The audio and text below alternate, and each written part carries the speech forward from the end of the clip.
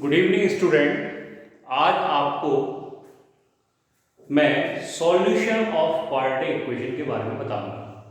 जैसा कि पिछली वीडियो में मैंने आपको बताया था कि क्वाड्रेटिक फॉर्मूला का डेरिवेशन कैसे करेंगे, इसके बाद solution of quadratic equation by 3 methods, जैसे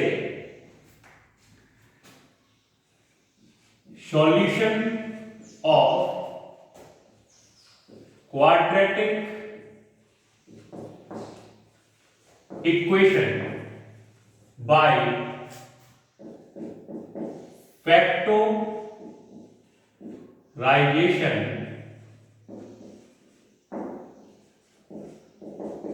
मेथड। फैक्टराइजेशन मेथड में क्या होता है, सबसे पहले तो आपको यह देखना पड़ेगा कि क्वाड्रेटिक इक्वेशन किस फॉर्म में दी गई है।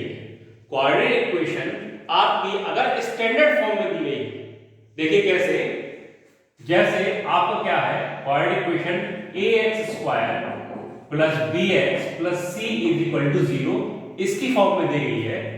ठीक है, तो यहां पे 4 टाइप्स ऑफ क्वाड्रेटिक इक्वेशन बन सकती है, क्योंकि कंडीशन जो क्वाड्रेटिक इक्वेशन में होती है वो क्या होती है, where a does not equal to 0। a 0 नहीं होना चाहिए, क्योंकि a अगर 0 हो गया तो ये वाली टर्म जो होगा हो जाएगी 0 हो जाएगी, वो फिर लीनियर बचेगी। इसी वजह से अब a 0 नहीं होना चाहिए, b 0 हो सकता है, c भी 0 हो सकता है, b और c दोनों भी 0 हो सकते हैं। तो अगर मैं आपसे यहां कहूं first condition, if b is equal to 0, अगर b इज इक्वल टू 0 हो गया तो आपकी क्वाड्रेटिक इक्वेशन कैसे बनेगी, ax² प्लस 0 इंटू एक्स करेंगे तो ये 0 हो जाएगा, तो ax² plus c equal to 0 बचेगा। देखिए यहां पे मैं 0 रख दूंगा तो 0 इंटू एक्स 0, तो ये वाली टर्म क्या हो जाएगी 0, और 0 किसी में एडिशन करेंगे तो क्या हो जाएगा, पूरा टर्म 0 हो जाएगा। इसी वजह से आपका क्वाड्रेटिक इक्वेशन कैसे बनेगा, ax² plus c equal to 0। अब इसका फैक्टराइजेशन कैसे करते हैं, तो आपको यहां पे a और c की वैल्यू कोई रियल नंबर दी रहेगी। ठीक है, जब a और c की वैल्यू रियल नंबर दी रहेगी तो आपको क्या करना है, यहां पे मैं लिखे देता हूं, आपको a² माइनस b² वाली आइडेंटिटी जो होती है a plus b into a minus b, इस फॉर्म को a² माइनस b² वाली आइडेंटिटी में चेंज करना है।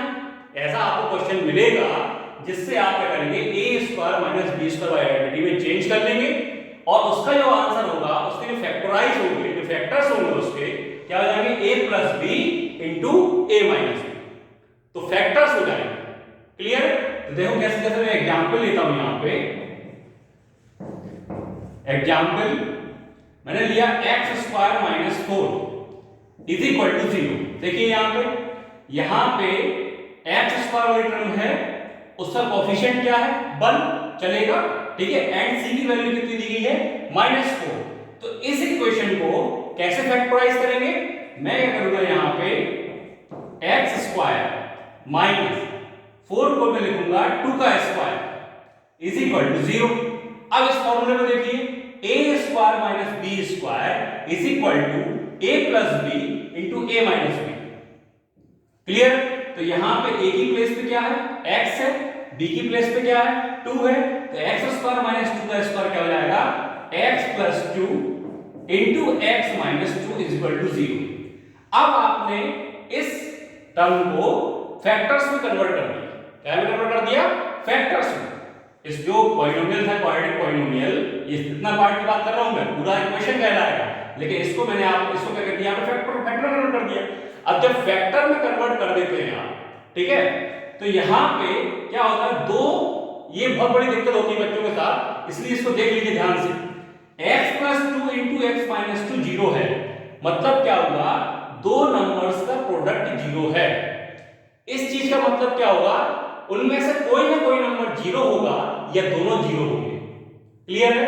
आपको पता होगा किसी भी नंबर में 0 का मल्टीप्लाई करने पर 0 आता है। ठीक है, तो यहां पे x प्लस 2 की वैल्यू 0 होगी, या का मतलब और x माइनस 2 की वैल्यू 0 होगी। x प्लस 2 की वैल्यू 0 होगी तो यहां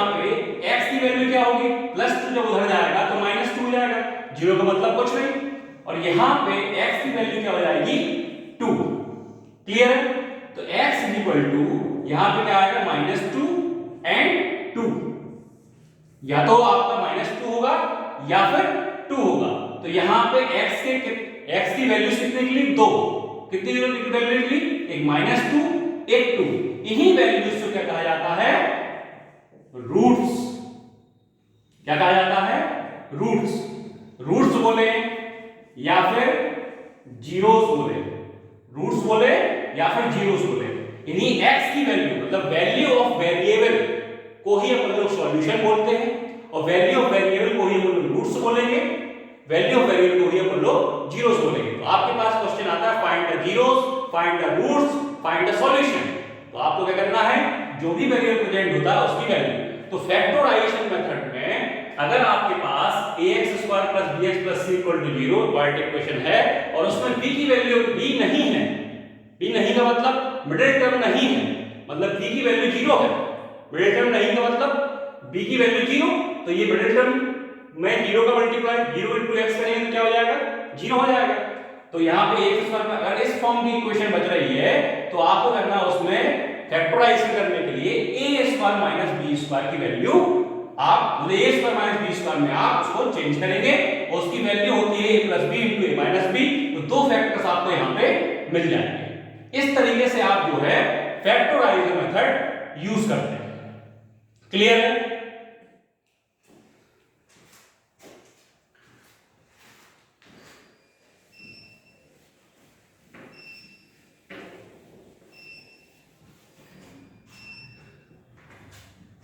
सेकंड है if c = 0 हो जाए, अगर आपके पास क्या आ गया c = 0 है, तो देन ax² + bx, अब c की प्लेस में मैं 0 रखूंगा, 0 का एडिशन इसमें करूंगा तो इतनी चीज बचेगी, तो ax² + bx = 0 बचेगा। मतलब कि आपको अगर c नहीं दिया गया है, c 0 दिया गया है, कितना दिया गया है, c 0 दिया गया है, मतलब लास्ट टर्म आपकी 0 है, तो आपकी इक्वेशन किस फॉर्म में मिलेंगी, ax² + bx = 0। अब इस केस में आप फैक्टराइजेशन कैसे करेंगे, देखिए जैसे एग्जांपल की हम बात करें, यहां पे आप ध्यान से देख लीजिए कि अगर आपकी इक्वेशन में लास्ट टर्म नहीं है तो आप क्या करेंगे, यहां पे डायरेक्टली कॉमन लेंगे, डायरेक्टली कॉमन लेंगे। जैसे एग्जांपल है x² + 4x = 0। इसमें देखिए लास्ट टर्म नहीं है, x² राइट टर्म है, 4x है एंड लास्ट टर्म नहीं है, तो क्या करेंगे इसमें आप क्या करेंगे, डायरेक्टली कॉमन लेंगे, मतलब आप x कॉमन ले लीजिए, दोनों में कॉमन क्या आएगा x, तो यहां पे क्या बचेगा x प्लस, जब x कॉमन ले लिया तो क्या बचेगा यहां पे x + 4 = 0। तो अब फिर से दो चीजों का मल्टीप्लिकेशन 0 आ रहा है, इसका मतलब क्या होगा, x = 0 एंड x + 4 = 0। तो x की वैल्यू 0 आपकी आई गई है, तो यहां पे x की वैल्यू यहां पे क्या आ जाएगी, -4। तो यहां पे x की दो वैल्यूज आएंगी 0 एंड -4। क्लियर है? अगर आपके पास लास्ट टर्म नहीं है, लास्ट टर्म का मतलब c की वैल्यू 0 दी गई है, तो आपकी इक्वेशन क्या हो जाएगी, ax² + bx की फॉर्म में होगी, और इस केस में आप क्या करेंगे, डायरेक्टली कॉमन लेंगे। क्या करेंगे, डायरेक्टली कॉमन। नोट कर लीजिए इसको।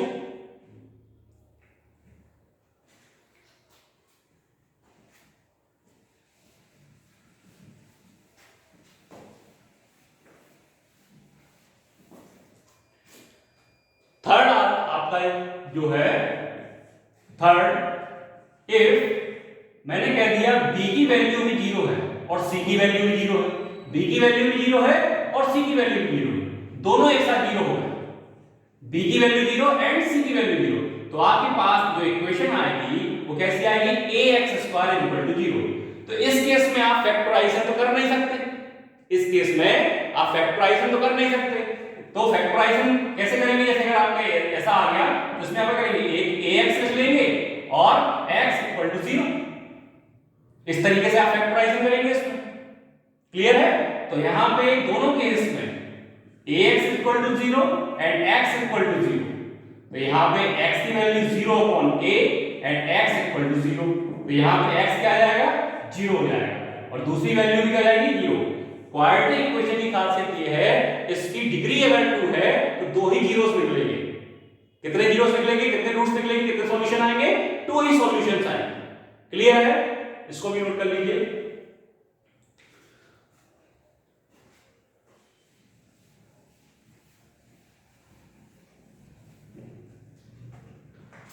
जो लास्ट टाइप है आपकी वो इसी फॉर्म की है, मतलब आपको ax² plus bx plus c इस फॉर्म में, मतलब कि आपको तीनों टर्म गिवन है, कोई भी टर्म का कोई भी कोएफिशिएंट ना a 0 है ना b 0 है ना c 0। इस केस में आप क्या करेंगे, इस केस में आप क्या करेंगे, स्प्लिटिंग द मिडिल टर्म, आप बीच वाली टर्म को स्प्लिट कर देंगे, तोड़ देंगे, किसकी हेल्प से, a और c की हेल्प से। क्या कह रहे हैं, a और c की हेल्प से आप मिडिल टर्म को तोड़ देंगे। तो भागों किस तरीके से तोड़ना है वो देखिए, एक एग्जांपल लेते हैं आप। जैसे एग्जांपल में लिया मैंने, आपके पास है x² plus 3x plus 2 is equal to 0। ये क्वाड्रेटिक इक्वेशन आपके पास आई। इसमें आपके पास a की वैल्यू कितनी है 1 है, b की वैल्यू कितनी है 3 है, c की वैल्यू कितनी है 0 है, c की वैल्यू कितनी है 2 है, सॉरी c की वैल्यू 2 है, किसी की वैल्यू 0 नहीं है। जब किसी की वैल्यू यहाँ पे 0 नहीं है, ठीक है, तो इसमें करेंगे स्प्लिट द मिडिल टर्म। कैसे करते हैं, तो यहाँ पे x² का कोएफिशिएंट कितना है 1 और लास्ट में क्या है 2, तो with the help of a and c, a और c की हेल्प से आपको इसको तोड़ना है। तो क्या करते हैं, तो ध्यान से देखिए, बहुत गड़बड़ी होती है इसमें। यहां पे आप a की वैल्यू कितनी है 1 और c की वैल्यू कितनी है 2, इन दोनों का मल्टीप्लाई करेंगे तो 1 2 जा 2 आएगा, 1 2 जा 2। अब जो ये मल्टीप्लिकेशन आया है, इसके आपको ऐसे फैक्टर्स ढूंढने हैं, ऐसे फैक्टर्स ढूंढने हैं जिनका एडिशन या सब्ट्रैक्शन, जिनका एडिशन या सब्ट्रैक्शन करने पर 2 ही, मतलब 3 आना चाहिए। मल्टीप्लिकेशन करने पर 2 ही आना चाहिए, एडिशन या सब्ट्रैक्शन करने पे 3 आना चाहिए, बीच वाली टर्म आ जानी चाहिए। तो क्या करेंगे, देखिए इसके फैक्टर्स आपके 1 और 2 हैं, इसके फैक्टर्स क्या है 1 और 2 है, और कोई फैक्टर हो सकते हैं नहीं, यहां पे इसके फैक्टर्स क्या है 1 और 2 है। तो 1 और 2 को ऐड करेंगे, कितना आ गया 3, 2 माइनस 1 करेंगे, कितना आएगा 1 आएगा। तो आपको चाहिए क्या है 3, तो आप क्या करेंगे 1 प्लस 2 या फिर 2 प्लस 1, कुछ भी लिख लीजिए, क्योंकि एडिशन में कॉम्यूटेटिव लॉ फॉलो करता है, ठीक है, इसलिए 1 प्लस 2 कीजिए, 2 प्लस 1 कीजिए, आपको 3 ही आएगा।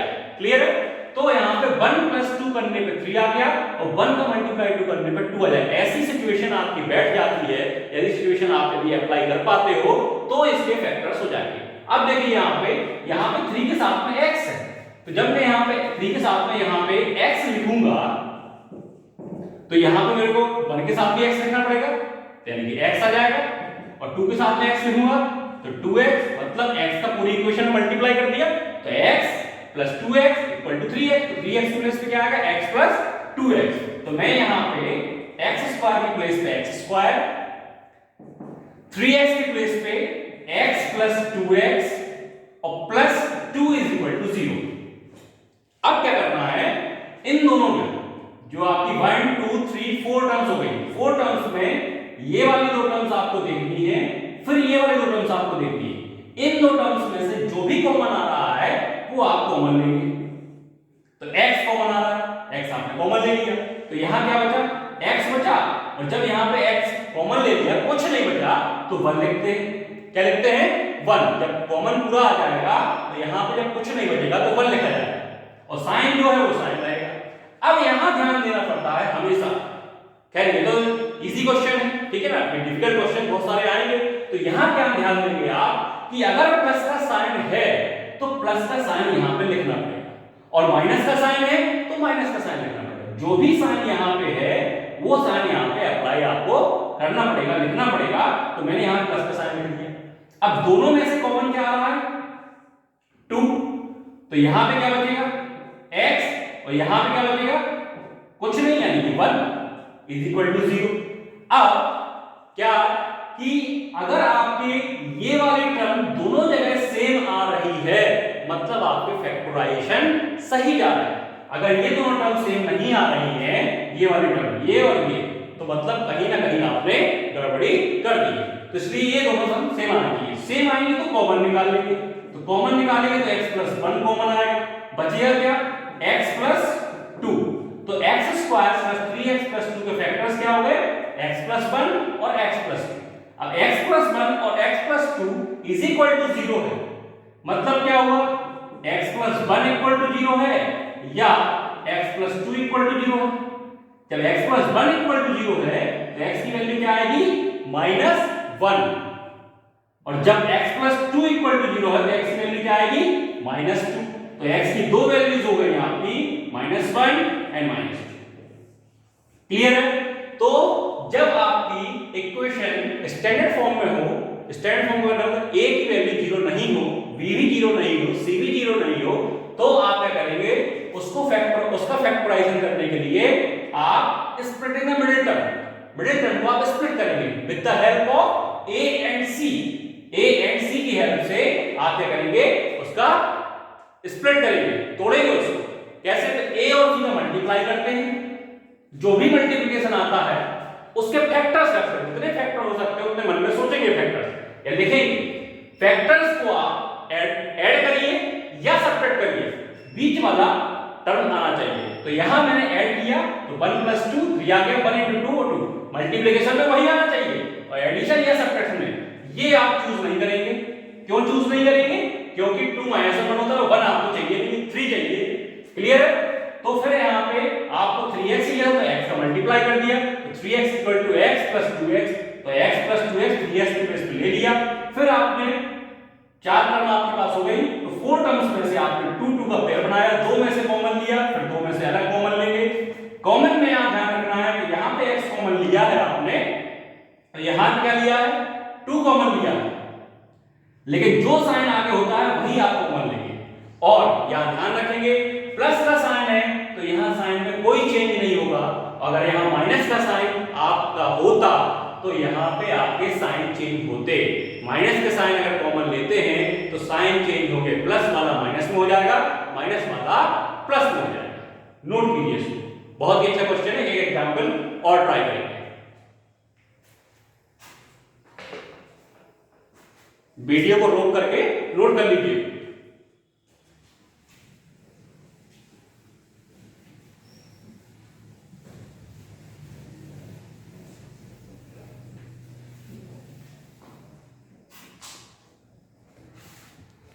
नेक्स्ट क्वेश्चन आपके पास आ रहा है, जैसे आपके पास नेक्स्ट क्वेश्चन है,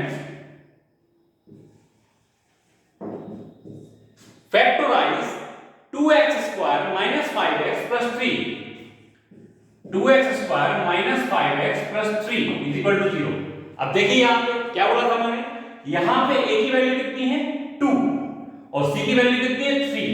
तो आपको 2 × 3 करना है, कितना आ गया, 6। 2 × 3 करेंगे 6 आ गया।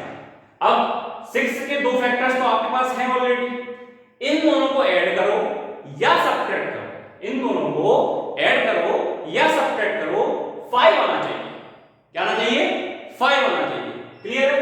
तो यहां पे मैंने 2 + 3 को ऐड किया तो 5 मिल गया, और 2 × 3 किया तो 6 मिल गया। लेकिन यहां पे 5 तो चाहिए, लेकिन साइन कैसा है, नेगेटिव, तो -5x चाहिए है, तो मैं माइनस का मल्टीप्लाई करूंगा, तो माइनस का इसमें मल्टीप्लाई करूंगा तो ये -2 हो जाएगा, इसमें करूंगा तो -3 हो जाएगा, इसमें करूंगा तो -5। क्लियर है। अब मुझे x भी चाहिए, तो -2x - 3x = -5x, मतलब -5x की जगह पे in the place of -5x we put -2x - 3x। तो यहां पे 2x² क्या हो जाएगा, -2x - 3x + 3 = 0। आपकी बीच वाली टर्म स्प्लिट हो गई, टूट गई दो टर्म्स में। अब आपको इन दोनों टर्म्स में कॉमन लेना है, तो यहां पे 2x² और 2x में कॉमन क्या आएगा, 2x कॉमन आएगा, बचेगा क्या यहां पे x, और यहां पे कुछ भी नहीं बचा है तो 1 लेंगे। साइन कैसा है, माइनस का। अब देखिए यहां पे बड़ा ध्यान से देखिए आप, माइनस आगे है तो माइनस तो कॉमन लेना ही पड़ेगा, प्लस आगे होगा तो प्लस कॉमन लेना पड़ेगा, माइनस आगे है तो माइनस कॉमन लेना पड़ेगा। और क्या कॉमन आएगा? 3। अब मैंने आपसे बोला था कि जब भी माइनस कॉमन लेंगे साइन चेंज होगा। इस वाली टर्म का साइन क्या था? नेगेटिव, तो ये वाली टर्म कैसी हो जाएगी? पॉजिटिव, क्योंकि -3 कॉमन लिया तो पॉजिटिव हो गई। ये वाली टर्म कैसी थी? पॉजिटिव, ये वाली टर्म कैसी हो जाएगी? नेगेटिव। और जब 3 कॉमन ले लिया तो 1 यहां पर बचेगा इक्वल टू 0। अब x - 1 दोनों जगह सेम चीज आ रही है, मतलब क्या हुआ? अपन लोग सही कर रहे हैं, और सही जब कर रहे हैं तो x - 1 आप कॉमन ले लेंगे तो यहां क्या बचेगा? 2x और -3 = 0। दो टर्म का मल्टीप्लिकेशन 0 है, तो मतलब क्या हुआ? x - 1 = 0 या फिर 2x - 3 = 0। x = 1 या 2x = क्या हो जाएगा? 3 एंड x = 3/2। 2 का मल्टीप्लाई है, जब उधर उस साइड जाएगा तो क्या हो जाएगा? 3/2। तो यहां पे x की वैल्यू आ गई 1 एंड 3/2। तो ये आपका फैक्टराइजेशन मेथड था। फैक्टराइजेशन मेथड में मैंने आपको बताया फैक्टराइजेशन मेथड से आप क्वाड्रेटिक इक्वेशन कैसे सॉल्व करेंगे, तो वो डिपेंड करता है कि क्वाड्रेटिक इक्वेशन आपको किस फॉर्म में मिल रही है। There are 4 types of quadratic equation. First, जिसमें b 0 नहीं हो, ठीक है, और c भी 0 नहीं हो, जैसे आपकी ये हो गई, ठीक है, a 0 होता ही नहीं है, क्लियर है। तो इसमें क्या करेंगे? इसमें मिडिल टर्म, एक b = 0 हो, ठीक है, एक c = 0 हो, और एक में b और c दोनों 0 हो। तो सब में अलग-अलग टाइप्स मैंने आपको बताया है। ध्यान से इस वीडियो को देखिए, नोट कीजिए और अच्छे से पढ़िए। Thank you.